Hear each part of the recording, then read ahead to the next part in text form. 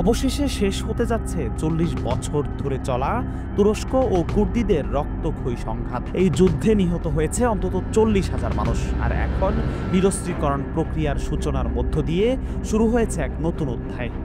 এই কূটনৈতিক মোড়কে শান্তির পথে ঐতিহাসিক বিজয় বলে অভিহিত করেছেন তুরস্কের প্রেসিডেন্ট রিসেপ তাইয়েপ এরদোয়ান। শুক্রবার ইরাকের কুর্দিস্তানে এক প্রতীকী অনুষ্ঠানে আনুষ্ঠানিকভাবে শুরু হয় নিরস্ত্রীকরণ প্রক্রিয়া। সেখানে পিকেকের ২০ থেকে ৩০ জন যোদ্ধা প্রকাশ্যে তাদের অস্ত্র ধ্বংস করেন।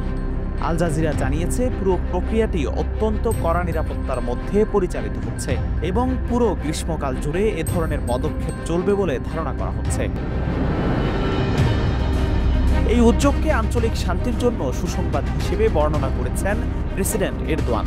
তার ভাষায় এই সিদ্ধান্ত গোটা অঞ্চলে দীর্ঘমেয়াদী স্থিতিশীলতা ও সহযোগিতার সুযোগ সৃষ্টি করবে।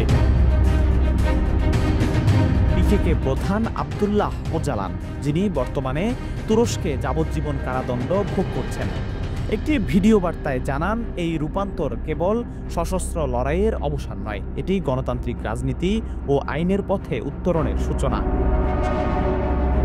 পিকেকে তাদের এই সিদ্ধান্তের ঘোষণা দেয় গত মে মাসে, যখন সংগঠনটি আনুষ্ঠানিকভাবে নিজেদের বিলুপ্ত ঘোষণা করে। বিবৃতিতে বলা হয়, আমরা সব ধরনের সামরিক কার্যক্রম বন্ধ রেখেছি। সময় এসেছে তুর্কি ও কুর্দিদের সম্পর্ক নতুনভাবে সংজ্ঞায়িত করার। সংগঠনটি আরও জানায়, এখন থেকে কুর্দি রাজনৈতিক দলগুলো একটি গণতান্ত্রিক কুর্দি জাতি গঠনের নেতৃত্ব দেবে। তাদের ভাষায়, পিকেকে তার ঐতিহাসিক মিশন সম্পন্ন করেছে। এই ঘোষণার মধ্য দিয়ে তুরস্ক ইরাক সীমান্তবর্তী অঞ্চলে ৪ দশক ধরে চলা রক্তক্ষয়ী সংঘাতের অবসান ঘটল, যেখানে সহিংসতায় প্রাণ হারিয়েছে হাজার হাজার মানুষ, বাস্তুচ্যুত হয়েছেন লক্ষাধিক। সেখানে এই নিরস্ত্রীকরণ নিঃসন্দেহে এক যুগান্তকারী পরিবর্তনের ইঙ্গিত বহন করছে। তবে পরিস্থিতি এখনো পুরোপুরি অবসান হয়নি। তুরস্কের নিরাপত্তা বাহিনী জানিয়েছে, পিকেকের ছড়িয়ে থাকা বিভিন্ন সশস্ত্র শাখা ও অনুগত বাহিনীগুলোর গতিবিধি এখনো নজরদারিতে রয়েছে।